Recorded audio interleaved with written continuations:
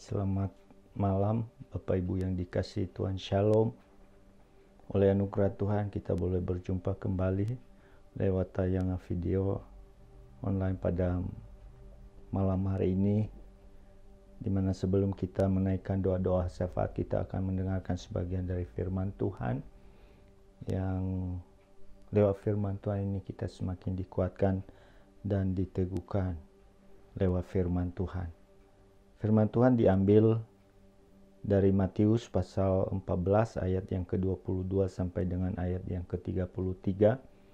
Bagaimana mengisahkan tentang kasih Kristus atau kasih Yesus yang dialami oleh murid-muridnya dalam satu situasi keadaan menghadapi gelombang yang dikarenakan angin sakal pada waktu itu. Pengalaman yang sama juga, biar itu menjadi pengalaman kita sebagai orang-orang yang percaya, bagaimana kita senantiasa merasakan kasih Yesus dalam kehidupan kita masing-masing, dalam situasi keadaan apapun. Biar kasih Tuhan itu senantiasa nyata dalam kehidupan kita masing-masing. Tema renungan pada malam hari ini adalah kasih dan perhatian Tuhan kepada murid-muridnya. Ya, atau kasih dan perhatian Yesus kepada murid-muridnya. Ada beberapa hal yang saya ketengahkan buat kita semua pada malam hari ini.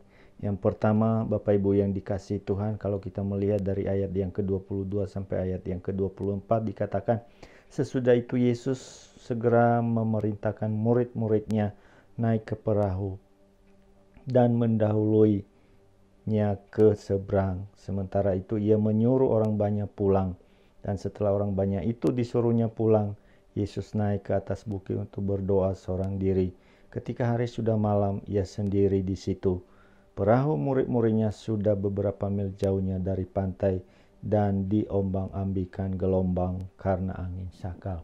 Bapak Ibu yang dikasihi Tuhan, kalau kita melihat dari pembacaan ayat firman Tuhan ini, bagaimana keadaan murid-murid Tuhan yang diperhadapkan dengan gelombang yang dikarenakan oleh angin sakal pada waktu itu. Tentunya ini akan mengancam keselamatan mereka, mengancam jiwa mereka, menghambat laju perjalanan mereka karena gelombang laut pada waktu itu. Oleh karena itu Bapak Ibu yang dikasihi Tuhan, kalau kita melihat di sini bahwa mungkin masalah yang dihadapi oleh kita dan murid-murid pada waktu itu berbeda, tetapi yang kita harus ingat bahwa bagaimana Tuhan Yesus mengasihi kepada murid-muridnya pada waktu itu. Kalau kita melihat di dalam ayat yang ke-25 dikatakan, kira-kira jam 3 malam datanglah Yesus kepada mereka dan berjalan di atas air. Poin yang pertama yang kita dapatkan di sini Bapak Ibu yang dikasihi Tuhan, dalam situasi keadaan gelombang karena angin sakal pada waktu itu, yang pertama yang kita lihat bahwa bagaimana Yesus mengasihi kepada murid-muridnya. Ia ingat kepada murid-muridnya dan melawat mereka. Ya, di dalam ayat yang ke-25 tadi, kira-kira jam 3 malam datanglah Yesus kepada mereka berjalan di atas air. Dalam situasi keadaan yang dihadapi oleh murid-muridnya pada waktu itu, Yesus ingat kepada mereka. Yesus melawat mereka, atau Yesus datang kepada mereka.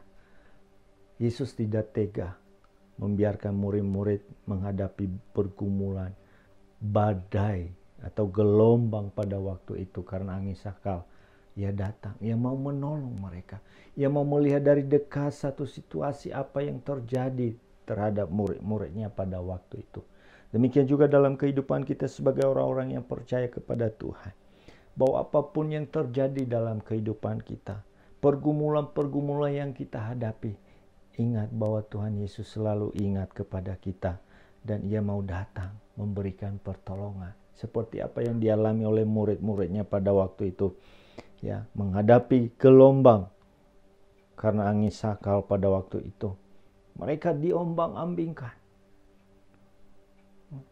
Laju perjalanan mereka terhambat. Bahkan keselamatan jiwa mereka bisa terancam. Tetapi bagaimana kita melihat Yesus tidak membiarkan mereka menghadapi itu dengan kekuatan mereka sendiri. Yesus ingat kepada mereka dan ia datang. Apa yang kita baca tadi di dalam ayat yang ke-25 itu, ia datang kepada mereka. Yang pertama itu Bapak Ibu yang dikasihi Tuhan. Yang kedua, kalau kita melihat bahwa apa yang terjadi, bukti kasih Tuhan kepada murid-muridnya dan juga kepada kita saat ini. Kepada murid-muridnya pada waktu itu, kalau kita melihat pengalaman apa yang dialami oleh Petrus, ya, tentunya waktu Yesus datang kepada mereka, ya, bagaimana kita melihat Petrus sendiri begitu gembira. Dikatakan di sini kalau kita melihat bahwa Yesus di dalam ayat yang ke-27 katakan, tetapi segera Yesus berkata kepada mereka, tenanglah, aku ini, jangan takut.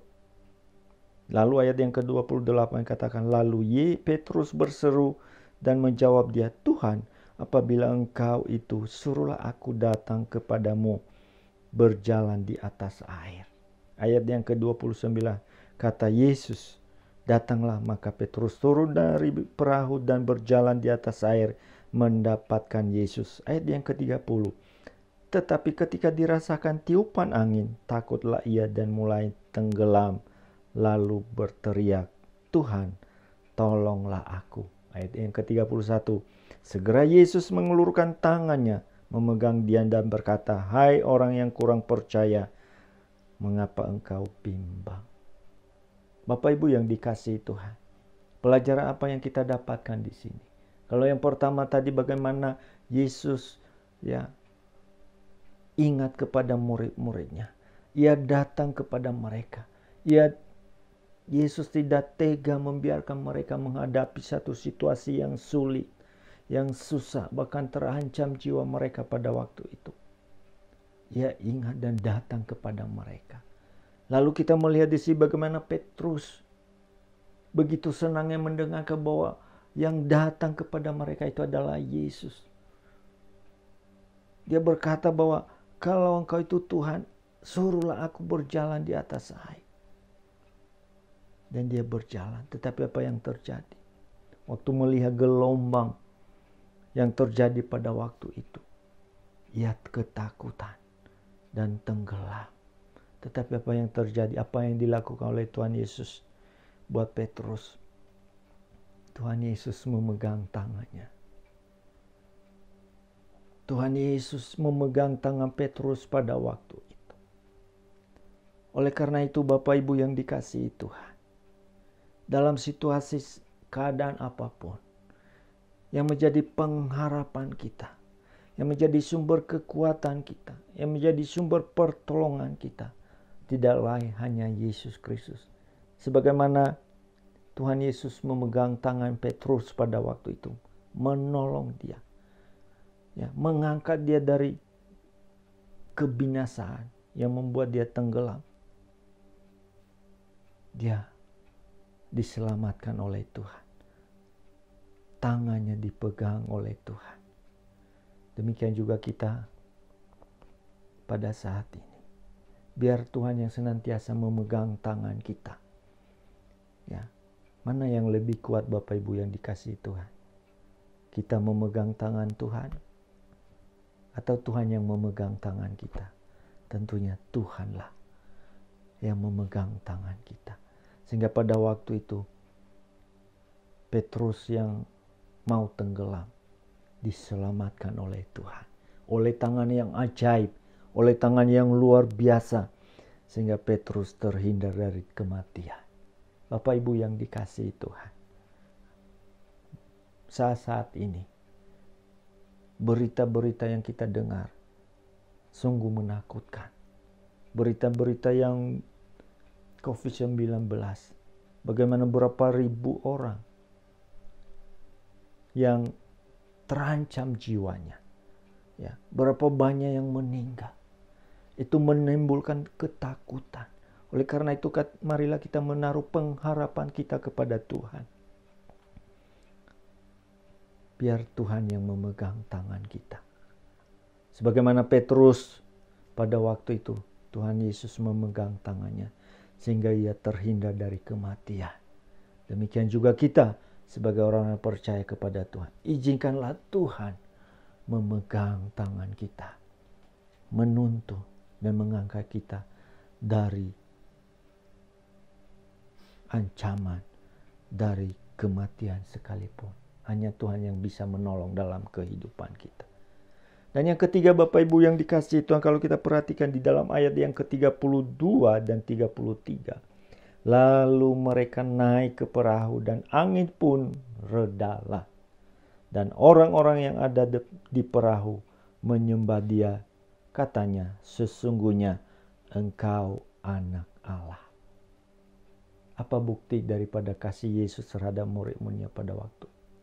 Bukan hanya Dia ingat dan datang kepada mereka, tetapi kita melihat bahwa Tuhan Yesus memegang tangannya, tangan Petrus pada waktu itu.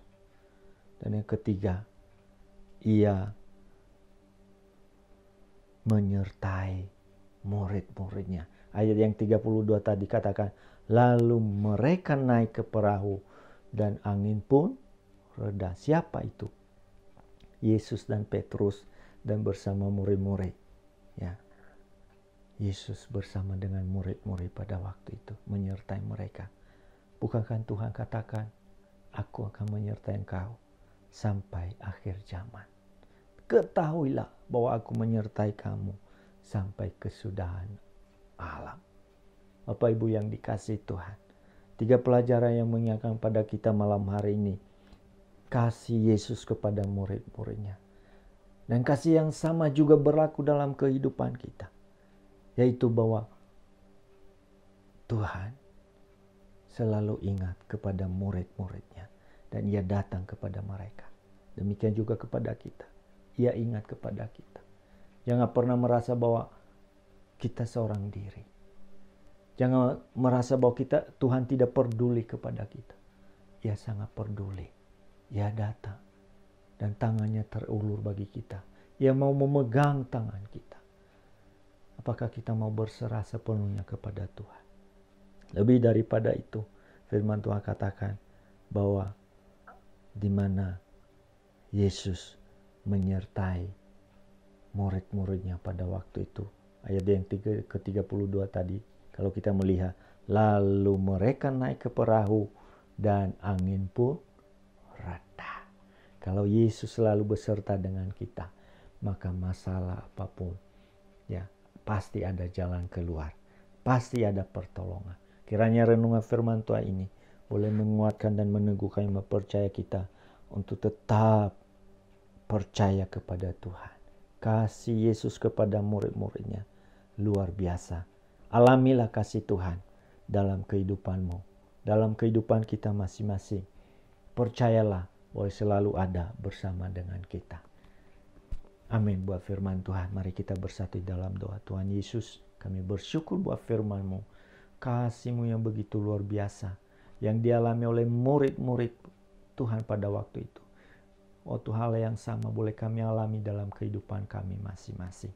Terima kasih Tuhan. Berkati seluruh sidang jemaat-Mu dalam rumah tangga, dalam usaha pekerjaan mereka. Tuhan berkati dengan luar biasa. Teguhkan dan kuatkan iman percaya mereka Bapa. Yang sakit disembuhkan, yang dalam pergumulan diberi pertolongan dan jalan keluar. Kami percaya Tuhan. Terima kasih Tuhan. Tangan-Mu selalu terulur atas kami. Engkau selalu ada bersama dengan kami dalam keadaan situasi apapun. Terima kasih Bapa. Dalam nama Yesus Kristus kami berdoa mengucap syukur. Haleluya. Amin. Shalom. Tuhan memberkati.